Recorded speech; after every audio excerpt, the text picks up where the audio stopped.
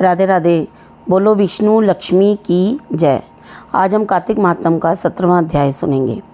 सूत जी कहने लगे कि अब सब व्रतों में से उत्तम व्रत और मोक्ष के देने वाले एकादशी के व्रत का महात्म सुनो। एकादशी तिथि कृष्ण पक्ष की हो या शुक्ल पक्ष की, अन्न नहीं खाना चाहिए। जो एकादशी को अन्न खाता है वह पापों का भक्षण करता है। एकादशी का व्रत माता के समान उसकी रक्षा करता है। दशमी और द्वादशी को भी एक समय ही भोजन करना चाहिए। नारद जी कहते हैं कि गंगा के समान तीर्थ नहीं, माता के समान गुरु नहीं, विष्णु के समान देव नहीं, अन्न न खाने के समान तप नहीं, तथा शांति के बराबर सुख नहीं, सत्य के बराबर ज्योति नहीं, कार्तिक के समान मास नहीं, ज्ञान के समान लाभ नहीं, तथा एकादशी के समान व्रत नहीं। व्रत करने वाला प्रातः समय उठकर भगवान का पूजन करे, पुराणों की कथा सुने, एकादशी की रात्रि को जागरण करे। नारद जी कहने लगे कि हे राजन, अब एक इतिहास सुनो। नर्मदा के तट पर गालव ऋषि का अति शोभायमान आश्रम था। मालम का भद्रशील नाम का एक पुत्र था जो विष्णु का परम भक्त था। वह बालकों के साथ भगवान की मूर्ति बनाकर पूजन किया करता था। साथ ही बालकों को उपदेश दिया करता था कि वह भी भगवान का पूजन करें तथा एकादशी का व्रत रखें। बालक भी उसका उपदेश सुनकर वैसा ही किया करते थे। अपने पुत्र के चरित्र को देखकर एक समय उसके पिता गालव ऋषि ने उससे पूछा कि भद्रशील, तुम सदैव भगवान की पूजा, विष्णु की पूजा में लगे रहते हो। यह उपदेश तुमको किसने दिया? यह बात सुनकर भद्रशील कहने लगा कि पिताजी, आपको अपने पूर्व जन्म का वृत्तांत सुनाता हूँ। पहले जन्म में मेरा जन्म चंद्रवंश में हुआ था। धर्म कीर्ति मेरा नाम था।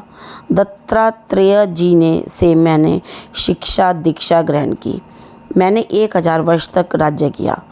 उस काल में मैंने अनेक धर्म तथा पाप के कर्म भी किए, परंतु देववश मैं बुरी संगत में पड़ गया और वेद मार्ग छोड़कर पाखंड मार्ग पर चल पड़ा। मेरे इन आचरणों को देखकर प्रजा भी पाप के कर्म करने लगी। इस प्रकार धर्मशास्त्रों के कथनानुसार प्रजा के पाप का 6ठा भाग मुझको भी मिलने लगा। एक दिन हम शिकार खेलने के लिए वन में गए। अतएव सारे दिन भूखे और प्यासे ही रहे। खाने को कुछ नहीं मिला। घूमते फिरते हम मार्ग भी भूल गए और शाम को नर्मदा नदी के किनारे पर पहुंच गए। उस दिन एकादशी का व्रत होने के कारण वहाँ पर एकत्रित अनेक वैष्णव भगवान का कीर्तन कर रहे थे। मैं भी भूखा प्यासा रहकर रात भर वहीं पर पड़ा रहा, मगर प्रातःकाल होते ही भूख प्यास से दुखी हो मेरे प्राण निकल गए। उसी समय यमराज के दूत मुझको पापी समझकर मारते पीटते यमराज के पास ले गए।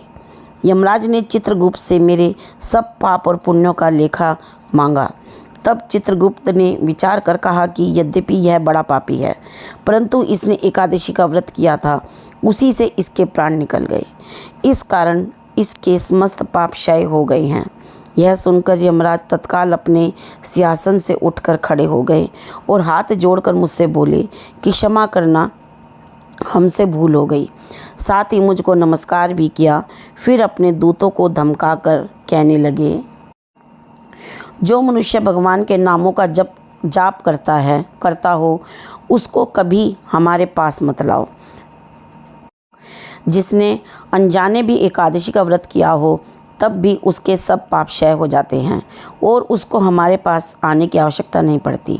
इसके बाद यमराज ने मेरा पूजन किया और फिर मुझे सुंदर विमान में बिठाकर विष्णु लोक को भेज दिया। हजारों वर्ष तक इंद्रलोक तथा विष्णु लोक में रहने के पश्चात अब फिर मैंने यहाँ पर जन्म लिया है। जो कोई इस कथा को पढ़ता है अथवा सुनता है उसके सभी पाप नष्ट हो जाते हैं।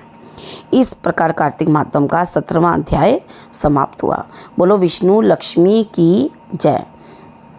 अगर आपको अध्याय अच्छा लगा हो तो लाइक शेयर सब्सक्राइब जरूर कीजिए और बेल वाला बटन दबा दें। आपको आगे आने वाला अध्याय जल्द ही मिल जाए। राधे राधे।